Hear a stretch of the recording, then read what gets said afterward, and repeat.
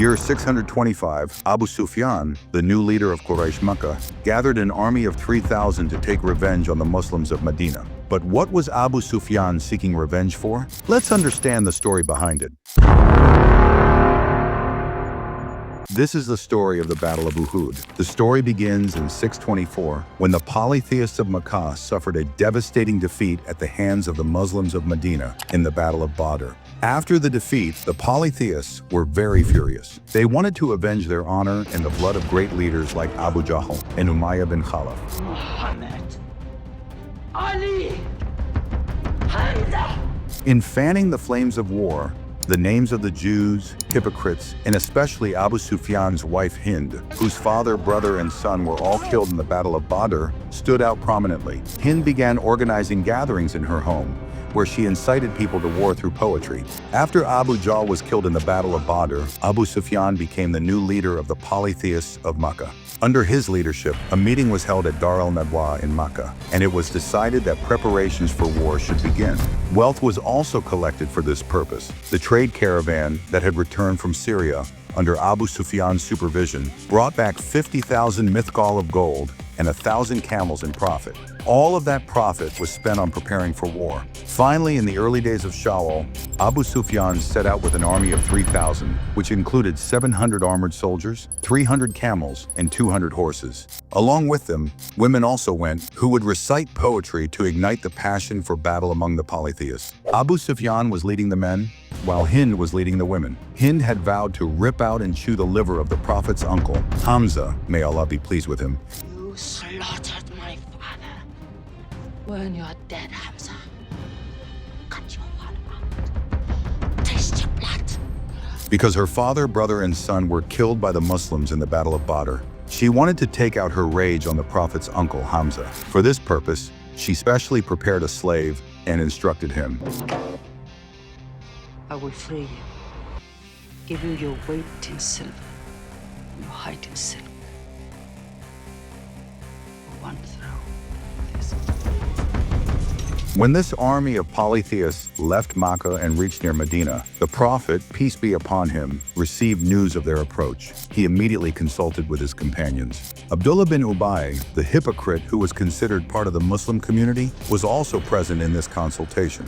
The opinion of the Prophet was to stay within Medina and defend from there. Abdullah bin Zubair agreed with this view, but the majority of the companions believed that they should go out of Medina and face the enemy in open field, so that the enemy would not perceive them as weak. This is the story of Friday, the 14th of Shawwal, year 625. After the consultation, the Prophet, peace be upon him, offered the Friday prayer and then put on his armor and came out. The companions then began to worry that they had gone against the Prophet's opinion and said to him, "If you prefer to remain within Medina and defend, then please do so. We have no objection." But the Prophet, peace be upon him, did not find it appropriate to disregard the outcome of the majority opinion in council, because no revelation or divine command had been sent down about it. So the Prophet set out from Medina with 1,000 soldiers. He divided the army into 3 parts, Khazraj, Muhajirin, and Aus. The next morning when the Prophet, peace be upon him, reached near Uhud, Abdullah bin Zubair, the hypocrite, took 300 of his men and returned to Medina, saying, "Since our opinion was not followed, we will not fight outside Medina." Now only 700 Muslims remain. Once again, like in the Battle of Badr, the Muslims had to fight against an army 3 times their size. Early in the morning, when the Prophet reached the base of Mount Uhud with his army, the polytheists were already waiting for them. Abu Sufyan led the center of the polytheist army, Khalid bin Waleed was on the right wing, and Ikrimah led the left. The Prophet set up camp with Mount Uhud at his back. Before the battle, the Prophet appointed a unit of 50 archers under the leadership of Abdullah bin Zubair on a mountain pass to protect against rear attacks and ambushes. He strictly instructed the archers, "No matter what happens, victory or defeat, you must not leave this position unless you receive further orders from me." On one side was the powerful army of the polytheists, 3,000 strong and well-equipped. On the other side were only 700 Muslims with barely any equipment. The battle began when a man from the polytheists came forward and challenged the Muslims. A Muslim came forward and fiercely responded. Then the fighting erupted on both sides. In the beginning, the Muslims killed many from the enemy, which caused the polytheists to begin fleeing. The women with the polytheists started shaming and stopping them, saying, "Where are you going? "You came here to take revenge." The archers stationed on the hill saw the polytheists fleeing and assumed the Muslims had won. Despite being warned by their commander, Abdullah bin Zubair, that they had not received orders from the Prophet, 40 of the archers left their positions in joy. Only 10 remained. This was the exact moment Khalid bin Waleed was waiting for. He took advantage of the opportunity and launched a surprise attack from behind, killing the remaining 10 archers on the hill. Now the battle completely changed. The Muslims, who were close to victory, became trapped between two forces and began to weaken. At this time, a rumor spread that, God forbid, the Prophet had been martyred.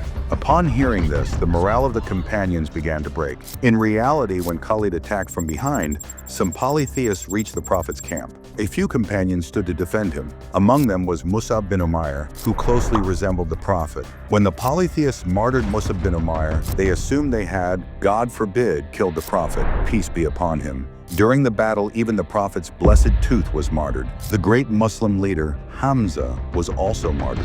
Then one companion was the first to see the Prophet alive and called out, "Prophet, peace be upon him, is alive." The Prophet instructed them to move toward the mountain. The companions climbed the mountain slope with him. Now the Muslims avoided further losses because the polytheists' horses could not climb the slope. The polytheists mutilated the bodies of the Muslim martyrs, cutting off their noses and ears. Hind ripped out and chewed the liver of Hamza, which deeply pained the Prophet, peace be upon him. As Abu Sufyan departed, he called out, "Is Muhammad among you?" The companions replied, "Yes, he is alive." In truth, the goal of the polytheists was to martyr the Prophet, peace be upon him, and take control of Medina. But they failed in this mission. Abu Sufyan said, "A day for a day!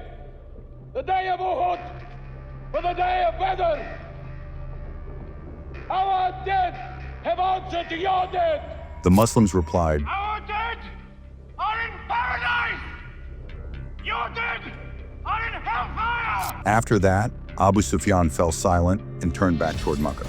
Then the Prophet, peace be upon him, came down from the mountain, buried the bodies of the martyrs in the field, and after completing the work on the battlefield, he returned to Medina with his companions. We cannot say that the Muslims lost and the polytheists won in the Battle of Uhud because the outcome was not entirely clear. At times, the Muslims prevailed. At other times, the polytheists did.